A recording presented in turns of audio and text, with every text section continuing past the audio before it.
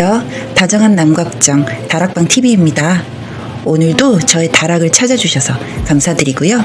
사연 시작해보도록 하겠습니다. 안녕하세요. 저는 35살의 이혼남입니다. 저는 어릴 적부터 엄격한 부모님 밑에서 자랐고 경제관념을 심어주신 덕분에 알뜰하고 검소한 습관을 지니고 살았습니다. 그 때문에 여자를 만날 때 얼마나 저하고 그 부분이 맞는지 유심히 보곤 했습니다. 외모보다는 능력을, 본인도 중요하지만 집안도 맞는지 알아보고 만나는 게 제 원칙이었습니다. 여러 여자들을 만났어도 그 조건에 맞는 사람은 거의 없었습니다. 그러던 어느 날 후배의 소개로 단아하면서 조신한 여친을 만나게 되었습니다. 집안은 평범하면서도 노후 대책이 어느 정도 되어 있는 것으로 들었고 저와 얼마나 느낌이 잘 통하느냐가 중요했죠. 그런데 고집이 조금 센 편이었고 다른 말로 하면 주관이 뚜렷한 편이었습니다. 전 그 점이 싫지 않았고 세상을 살아가는데 필요한 부분이라 이해하고 받아들였습니다. 저희는 동갑이었고 어른들이 보기에 이세 걱정에 다소 나이가 걱정이라는 것 외엔 별다른 반대가 없었죠. 여친의 직업은 공무원이었습니다. 박봉이긴 해도 그만한 직업이 없으니 전 만족스러웠습니다. 서둘러 날을 잡고 신혼집을 알아보는데 이 친구가 넓은 평수를 원했습니다. 전 27평이면 괜찮을 것 같았는데 굳이 49평을 얘기하더라고요.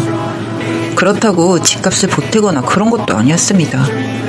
저는 거기서 좀 의아했지만 다른 부분이 워낙 마음에 들어서 대출을 일부 받고 나머지는 부모님의 지원으로 집을 장만했습니다.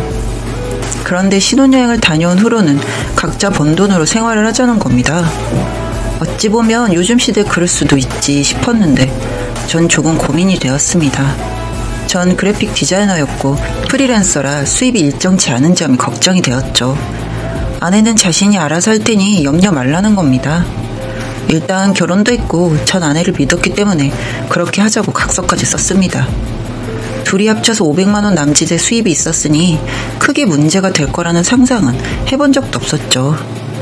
그런데 우연히 우편물이 날아온 것을 보고 전 기절할 뻔했습니다.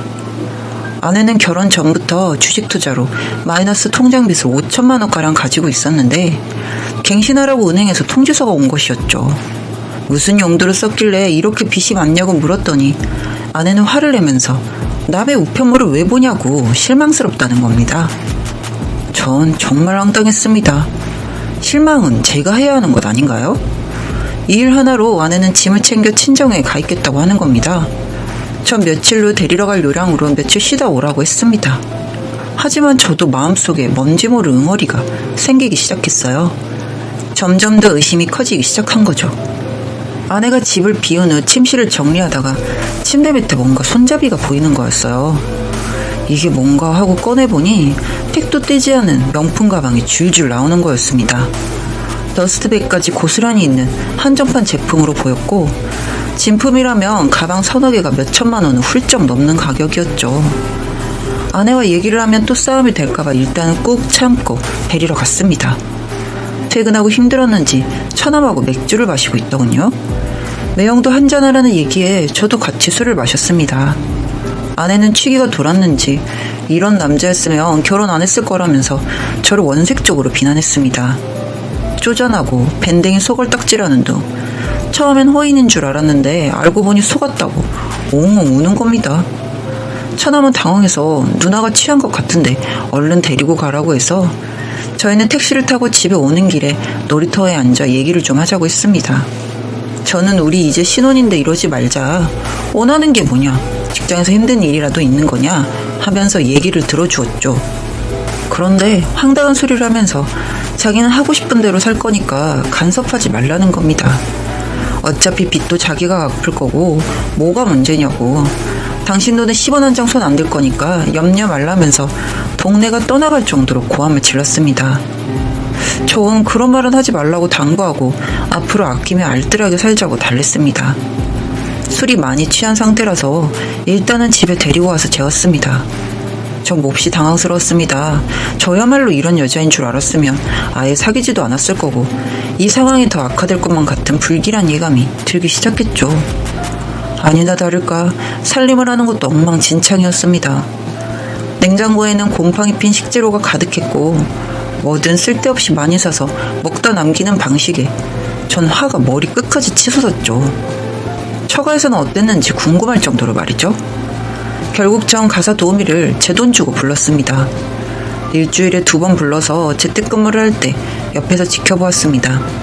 생판 남인 아주머니마저도 혀를 차면서 새댁이 많이 바쁜가 보다며 얼버무리시는데 아무래도 이렇게 살다간 제가 혈압이 올라서 죽을 것 같은 생각이 들었죠. 전 아내와 밖에서 만나 말했어요. 사실 침대 밑에 있던 가방 내가 봤는데 모른 척 했었다. 그것 때문에 빚이 생긴 거면 내가 갚아주겠다고 말했죠. 그런데 그녀는 어이가 없다면서 돈 번 걸로 자기 사고 싶은 것도 못 사냐면서 목청을 돋우는 겁니다. 전 그때 결심했죠. 도저히 말이 안 통하는구나. 이젠 안 되겠다 하는 절망을 했어요. 합의하에 결혼 1년 만에 별거를 했습니다. 처음엔 한두 달 있으면 고개 숙이고 사과를 할 줄 알았습니다. 그런데 웬걸요. 6개월이 넘도록 아무런 연락 한 번 없더군요. 결국 본가에 계시는 저희 부모님이 나섰습니다. 이렇게 사느니 이혼하고 각자 다른 상대를 만나는 게 낫지 않겠냐며 저에게 그렇게 조언을 하셨어요. 전 아내를 만나 의사를 전달했습니다. 그러자 자신은 억울하다면서 위자료를 지급하고 재산 분할을 해달라는 겁니다. 집도 제가 해왔고 아내가 준비한 건 가정과 가구뿐이었습니다. 분할할 재산이 없는데 대체 무슨 말을 하는 건지 알 수가 없었죠. 더 생각해보자고 일단 알겠다면서 집에 들어왔는데 내용 증명이 와 있었습니다. 제2금융권도 아닌 사채와 비슷한 대부업체에서 2억 5천만 원을 변제하라는 것이었습니다. 전 도저히 참을 수가 없어서 신혼집으로 아내를 불러 일주일 내에 이혼서류에 도장을 찍으라면서 얼굴에 내용증명 서류를 집어 던졌습니다. 그런데 그때 아내는 충격적인 소리를 했습니다. 본인이 임신을 했다고 하는 겁니다. 그러면서 자신이 예민해서 그랬다며 싹싹 빌면서 용서를 구하더군요. 저와 부모님은 혼란에 빠질 수밖에 없었습니다. 아이는 생겼다고 하는데 그 아이 때문에 이 말도 안 되는 여자랑 결혼을 끌고 나갈 수도 없고 그렇다고 이미 20주나 된 아기를 어떻게 하라고 할 수도 없어서 결국 다시 재결합을 하는 선에서 마무리가 되었습니다. 다시는 빚지지 않겠다고 하면서 아내는 제 앞에서 무릎을 꿇고 빌었습니다. 전 힘든 시간을 겪었으니 정신을 차렸으리라 생각이 들었어요. 그렇게 시간이 흘러 만삭이 지나고 저희는 예쁜 딸을 얻었습니다. 어찌나 귀여운지 지난 날은 다 잊고 이제 행복할 일만 남았다며 기뻐했죠. 출산 휴가를 3달 채운 뒤 아내는 복직을 하겠다고 하더군요. 사실 대부업체 빚은 부모님이 갚아주셨지만 나머지 빚도 갚아야 했기에 저도 직장을 그만두라고 할 수는 없었습니다. 아이를 낳고 복직을 하니 아내의 근무지가 강원도로 발령이 나게 되었습니다. 아이도 있고 하니 저희는 그쪽으로 집을 옮겼어요. 살던 아파트는 전세를 주고 원주의 주상복합 신축으로 이사를 했습니다. 전 아내가 피곤하니 최대한 가까운 곳에 집을 얻고 아기는 베이비시터에게 맡겼고 전 근처 디자인 사무실에 취직이 돼서 샐러리맨 생활을 시작했습니다. 그렇게 평범한 하루하루가 흘러가는 줄 알았습니다. 그러던 어느 날 아내가 월차를 내고 쉬는 날이라 전 그런 줄만 알았는데 마침 제가 서류를 두고 온 게 있어서 집에 들렀더니 정선이라는 2글자가 번호판에 찍힌 택시가 서 있더군요. 이게 뭐지? 싶어 보고 있는데 집에서 아내가 나오고 있었고 아내는 평소와는 달리 화려한 화장과 옷차림을 하고 그 택시에 올라타더군요. 그리고는 급출발을 하길래 전 수단적인 행동이 불안해서 제 차로 미행을 했습니다. 그런데 정말 저는 소름이 끼쳐서 말을 잇지 못할 정도였습니다. 그렇게 택시가 달려 아내가 내린 곳은 강원도에 있는 유명한 카지노였거든요. 너무나 능숙하게 입장을 하는 것을 보고 전 기절하는 줄 알았습니다. 한두 번 와본 게 아니라는 걸 알 수 있겠더군요. 왜 아내에게 그동안 빚이 있고 돈을 버는데도 왜 자꾸 그 빚이 불어나는지 이제야 그 궁금증이 해결되는 순간이었습니다. 도저히 참을 수가 없었고 이미 한번 너무 실망해서 이혼을 생각했던 터라 저는 도저히 계속해서 이 여자와 살고 싶지 않았습니다. 그래서 전 모든 증거와 사진 그리고 직원들의 녹취를 가지고 이혼 소송에 돌입했습니다. 이혼을 준비하는 내내 정말 처참했습니다. 제 인생뿐 아니라 아이의 인생까지 시궁창에 처박는 짓을 한 아내가 너무 믿고 저주스럽더군요. 그런 엄마 밑에서 태어난 이 아이는 무슨 죄인가 싶고 아이 얼굴 볼 때마다 마음이 아려와 힘들었습니다.